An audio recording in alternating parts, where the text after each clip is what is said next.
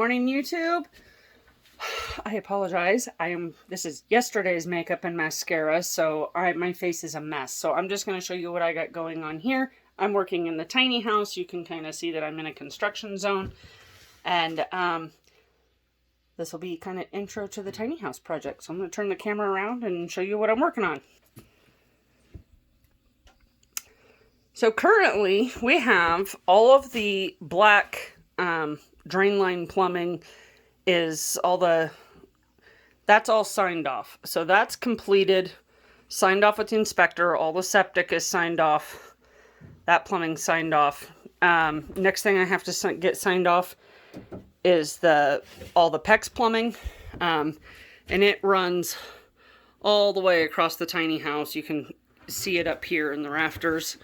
We just ran the kitchen pipes up through the top, through the roof, and then it actually drops down over by the laundry room over here, comes down, rides along their roof to a PEX manifold system that's in the wall over there.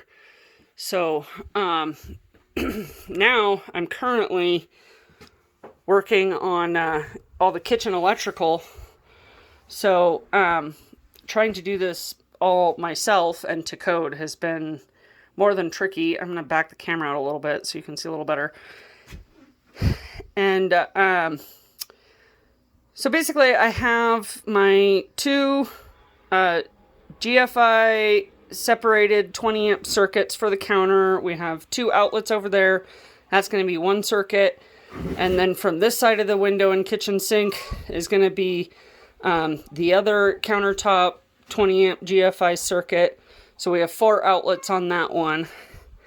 And then this big 8-3 wire you see coming through here, this is for the stove. So I've got to install the box and run it through the sill plate there, but then it'll get connected there, and then I've got to finish feeding it down through to the sub panel. And but aside from this, I only have 2 home runs left to go in this kitchen. I'm going to run a separate circuit for the fridge because we get a lot of power fluctuations around here.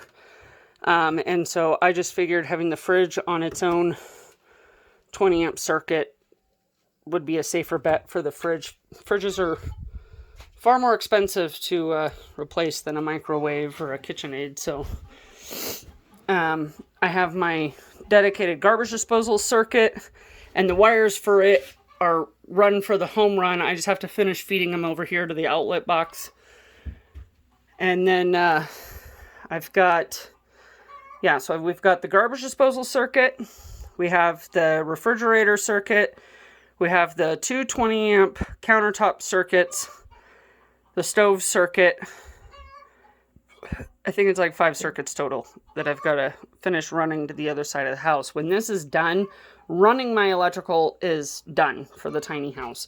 And I'll be able to give you a better idea of what this is going to look like. But the fridge is not going over there. It's actually going right here where this box is. I had to move it out of the way.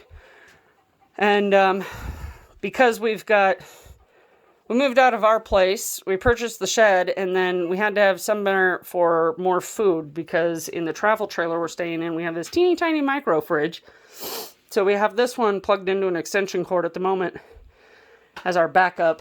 So extra food that we buy for groceries goes in there because we live 3 hours away from the nearest major grocery store.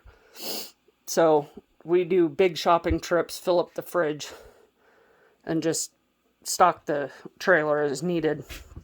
And then the stove is sitting right there. It's an electric stove, and it's going right here. And we have all of the cabinets in, so all of our base cabinets are in. We went with these white shaker style cabinets from Lowe's. It's a construction zone and half, I wouldn't say lived in, but stored in, so there's always stuff in here that I have to move. But this is the living room. These collar ties here are actually going to be like open beam ceiling. And then up there is, all the ceiling up there is going to be shiplap. So that's going to be shiplapped out. The TV is going to go over here. The couch is going to stay where it's at. We have a cat that sleeps in here at night. This is going to be a full-size bathroom in the tiny house. There's actually a full-size... the toilet goes right there where the water heater's temporarily sitting. And then the full-size bathtub, bathroom sink. And then our washer dryer is going to go right here. Water heater is going to go right here. There's some of the kitchen cabinets that we just assembled. We had to stack them up in what's going to be the kids' room for now to keep them out of the way. But eventually, my daughter has a full-size stand piano, and it's actually going to go along that back wall right there. And then one of the girls' beds is going to loft up above the piano. And then my older daughter's bed is actually going to be down here. So their beds are going to stair step like that across this wall. And then where this pile of insulation is actually the walk-in closet. So, but that's the tub, shower, and then this is that PEX manifold system I was telling you about. I'll walk over to the other side so you can see that. So this is the PEX manifold system. I've installed pretty much all of this myself with some help from my husband, of course. So these PEX manifold systems are awesome because you can separate all of your water and turn it off just like you would with an electrical sub panel. So if there's ever an issue, or if I need to replace a faucet, or we break a line, or something freezes and cracks, we can just simply come over here, shut it off with the key, and do our repairs, and then turn the water back on. So we're very excited about this. Our inspector's really excited about it as well, and wants to sign that off, so that's good.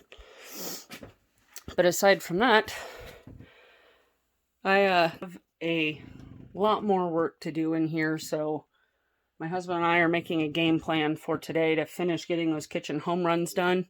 Hopefully leaving it to where all we have to do is install that sub panel and then get the pipe run through the ditch to the pole to run all of our main power lines from pole to box.